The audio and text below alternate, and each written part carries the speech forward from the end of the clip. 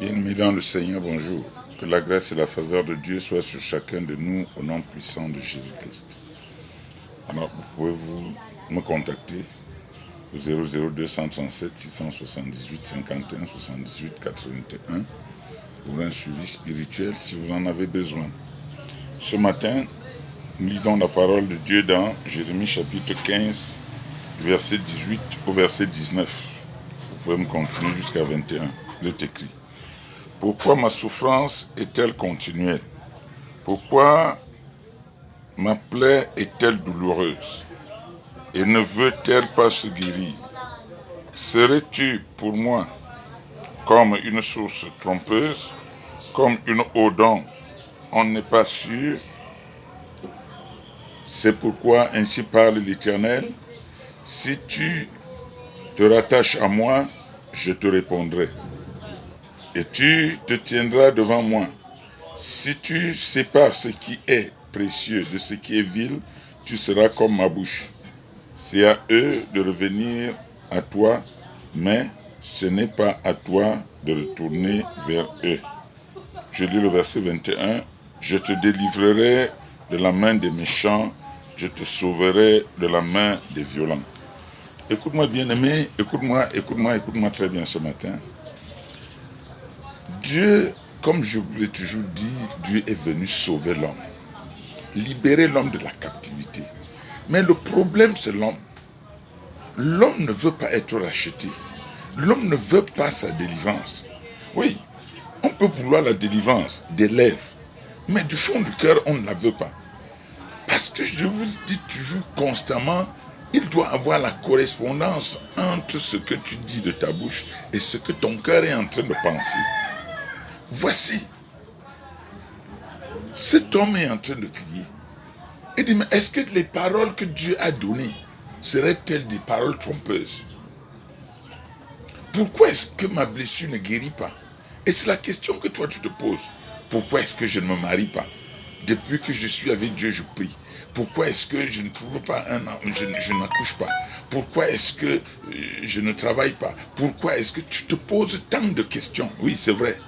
Pose-toi des questions, c'est normal. Mais écoute la réponse de l'Éternel. La réponse de l'Éternel dans Jérémie 15 au verset 19. Il dit, c'est pourquoi ainsi parle l'Éternel. Si tu te rattaches à moi, je te répondrai.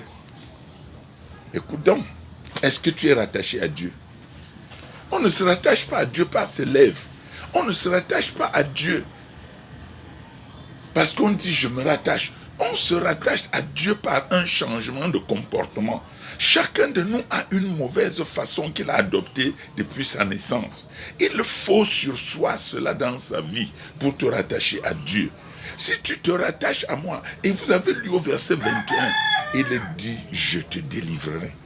Rattache-toi à Dieu, frère. Ta situation n'est pas une situation permanente qui ne finira pas. Ta situation n'est pas une situation permanente qui ne trouvera pas de solution. Ta situation a une solution, mais cette solution ne viendra que de Dieu. Si tu te rattaches à lui, comment te rattacher à Dieu? Enlève le mauvais comportement de ta vie. C'est pourquoi il précise bien, je dis bien il précise, si tu sépares ce qui est précieux de ce qui est vil. Comment veux-tu mettre, je ne sais pas, du vin nouveau dans des vieilles oudes? Comment veux-tu que l'Esprit de Dieu, qui veut transformer ta vie, entre dans ton mauvais caractère et vive avec? Entre dans ton mauvais comportement et vive avec? C'est pas possible. C'est pas possible. C'est pourquoi j'aime souvent bien à dire, allons à l'église, c'est bien. Mais mettons en pratique la parole de Dieu, c'est mieux. Mettons en pratique la parole de Dieu, c'est mieux. Plusieurs ont ce problème aujourd'hui. Ils n'arrivent pas à se départir des vieilles habitudes dans leur vie. Ils n'arrivent pas à se départir des vieux comportements qui sont en eux.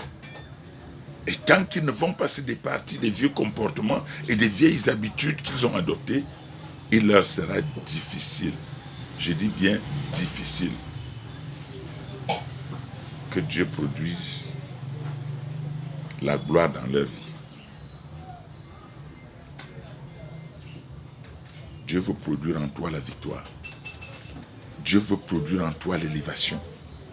Dieu veut produire en toi le succès. Dieu veut produire en toi le mariage que tu recherches. Dieu veut produire en toi la santé. Dieu veut guérir tes blessures. Dieu veut te sortir de cette situation négative dans laquelle tu te trouves. Mais est-ce que toi-même tu veux sortir?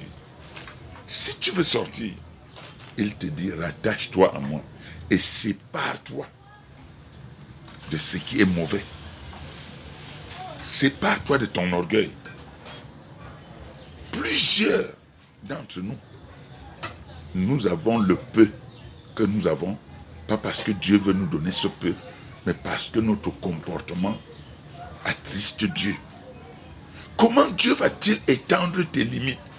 Pendant qu'en étendant tes limites, tu deviens plus grand que Dieu lui-même. Comment Dieu va-t-il ajouter ce que tu demandes pendant que tu penses comment faire pour mettre mal à l'aise ton entourage? Comment, pendant ce temps, tu penses mettre mal à l'aise tous ceux qui sont autour de toi? Comment Dieu va-t-il augmenter tes limites? Comment Dieu va-t-il étendre tes limites? Comment Dieu va-t-il te guérir?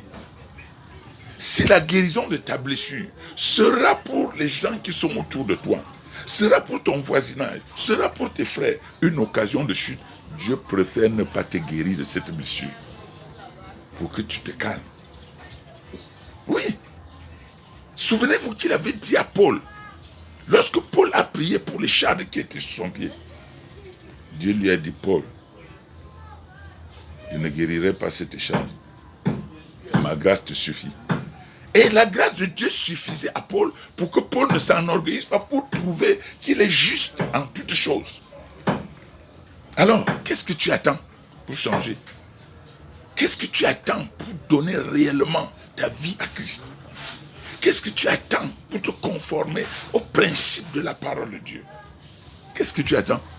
Mais tu vas te plaindre comme dans Jérémie, il se plaint.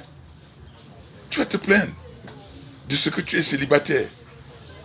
Ton comportement quand tu trouves un homme, comment cela se présente? Tu vas te plaindre de ce que tu n'as pas d'argent. Quand tu as cet argent, comment est-ce que tu te comportes vis-à-vis des pasteurs? Comment est-ce que tu te comportes vis-à-vis des orphelins? Comment est-ce que tu te comportes vis-à-vis des frères qui sont autour de toi? Comment est-ce que tu te comportes vis-à-vis des membres de ta famille? Je ne parle même pas de ton entourage. Tu te plains de ce que tu souffres, tu ne manges pas. Quand tu as la nourriture, comment est-ce que tu te comportes? Dieu dit partage ton pain avec celui qui a faim. Mais quand tu vois celui qui a faim, tu ne lui donnes même pas. Mais toi, tu veux que Dieu te donne tout. Mon frère, quand tu vas lire le verset 18, le verset 19, va lire le verset 21. Dieu dit, si tu t'attaches à moi, si tu sépares ce qui est mauvais de ce qui est bon, je te délivrerai. Ta délivrance est possible. Il n'y a rien, il ne faut pas mettre en doute, ta délivrance est possible. Christ est venu te racheter et ton rachat est possible. Je t'appelle à ne pas paniquer, mais à revenir sur tes pas et à dire à Dieu, je crois Seigneur que tu es capable de me délivrer. Je crois Seigneur que tu es capable de changer ma situation. Aujourd'hui, je prends l'engagement d'honorer ta parole et de vivre selon les principes de ta parole. Je me débarrasse de ce qui fait obstacle à ma vie. Bien-aimé, ta blessure va guérir. Bien-aimé, tu seras heureux. Bien-aimé, tu seras délivré et tu vivras de longs jours sur la terre. Le Dieu que je sers est magnifique et sa parole est glorieuse. Alors ce matin, je prie pour toi, que l'Éternel te mette cette parole dans le cœur et qu'il t'amène à la méditer et à l'appliquer, afin que ta délivrance soit totale et que tu sois guéri de tout ce qui tourmente ta vie, au nom de Jésus-Christ. Amen. Que Dieu te bénisse davantage.